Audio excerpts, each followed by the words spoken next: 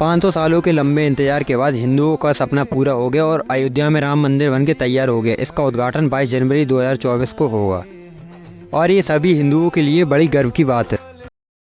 साल था 1528 जब बाबर अयोध्या में जाता है और राम मंदिर को तोड़वा देता है और वहाँ पे मस्जिद बना दी जाती है, जिसका बाद में नाम पड़ता है बाबरी मस्जिद। और इस मस्जिद में मुसलमान नमाज पढ़ने लगते हैं और हिंदुओं को कोई भी जगह नहीं मिलती है और ये ऐसा ही चलता रहता है। साल पे साल बीतते गए और 200 सालों के लंबे इंतजार के बाद 1717 में राजा जयसिंह आते हैं और उन्हें इस जगह की पवित्रता के बारे में पता था कि ये हिंदुओं के लिए कितनी पवित्र जगह है, राम जन्मभूमि। और सारे प्रयासों के बाद उन्होंने वहाँ पे एक राम चबूतरा बनवाया जहाँ पे हिंदू जाकर पूजा पाठ करने लगे और मुसलमान अपने मस्जिद में नमाज पढ़ते थे। ऐसा ही कई सालों तक चलता रहा। इंडिया में ब्रिटिशर्स का शासन आया तो ब्रिटिश शासन के टाइम में भी कई सारे ऐसे प्रूफ मिले हैं जिनसे पता चलता है कि जहाँ पे बाबरी मस्जिद है वहाँ पे पहले मंदिर था और उस मस्जिद के अंदर कई सारे ऐसे प्रूफ भी मिले जिससे साफ साफ पता चलता है कि यहाँ पे मंदिर ही था। और ऐसा ही कई सालों तक चलता रहा। हिंदू इतने कमज़ोर थे कि वो अपनी आवाज़ भी नहीं उठा पा रहे थे। भारत में हिंदुओं का कोई भी इतना मजबूत संगठन नहीं था कि वो राम मंदिर को लेके आवाज़ उठाए और ऐसा ही कई सालों तक चलता रहा। इसके बाद जब 1947 में देश आज़ाद हुआ तो कांग्रेस के एजेंडा में भी कहीं पे ऐसा नहीं था कि राम मंदिर बनवाया जाएगा और हिंदुओं को लगने लगा कि अब जब देश आज़ाद हो गया है तो अब राम मंदिर बनवाया जाएगा। लेकिन जवाहरलाल नेहरू की सरकार ने ऐसा नहीं किया। 2 साल बाद 1949 को बाबरी मस्जिद के अंदर अचानक से राम भगवान की मूर्ति प्रकट हो जाती है। हिंदू कहते हैं कि ये मूर्ति अपने आप आई है, जबकि मुस्लिम पक्ष ये दावा करता है कि ये मूर्ति रात के अंधेरे में हिंदुओं ने ज़बरदस्ती रख दी है। और इसके बाद वहाँ पे कई सारी भीड़ इकट्ठा हो जाती है और ये बात जबकि प्रधानमंत्री जवाहरलाल नेहरू के पास पहुँचती है। फिर जवाहरलाल नेहरू इसे निपटाने के लिए कई सारे प्रयास करते हैं और मामला वहाँ पे रफा दफा हो जाता है। 1950 में पहली बार हिंदू पक्ष की तरफ से कोर्ट में ये मामले को ले जाया गया और उस जगह पे पूजा पाठ करने के लिए इजाज़त मांगी गई और ये केस 35 सालों तक चलता रहा। मुसलमान और हिंदू ऐसे ही अपनी तरफ से कोर्ट में लड़ते रहे।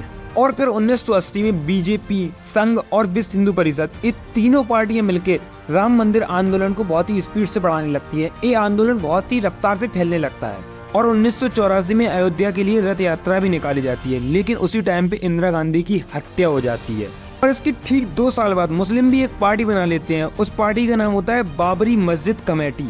लेकिन ये पार्टी फिर भी नहीं रुकी और लाल कृष्ण आडवाणी एक और रथ यात्रा निकालते हैं अयोध्या के लिए, लेकिन उन्हें गिरफ्तार कर लिया जाता है।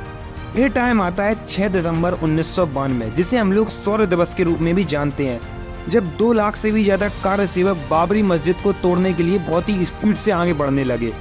तब यूपी में कल्याण सिंह की गवर्नमेंट थी। उन्होंने पुलिस को यह आदेश दिया था कि भीड़ पे कोई भी गोली नहीं चलाएगा और उन 2 लाख लोगों ने बाबरी मस्जिद को पूरी तरह से तोड़ दिया। इसमें हजारों लोगों की जानें भी गईं और फिर ये मामला 4-5 सालों के लिए शांत हो गया।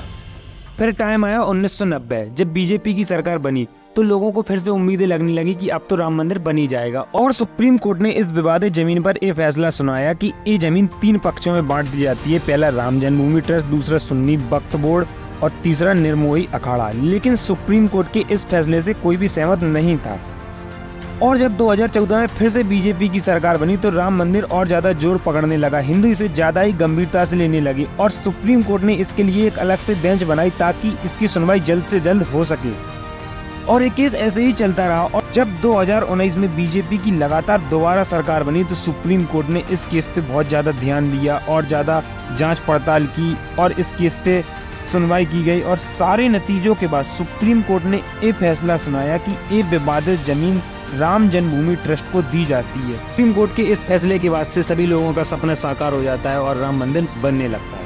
तो ये थी राम मंदिर के संघर्ष की कहानी, जिसमें कितनी सारी लड़ाइयां हम हिंदुओं को लड़नी पड़ी, कितने भाइयों ने अपनी जानें गंवा दी, तब जाके ये राम मंदिर बन पाया है।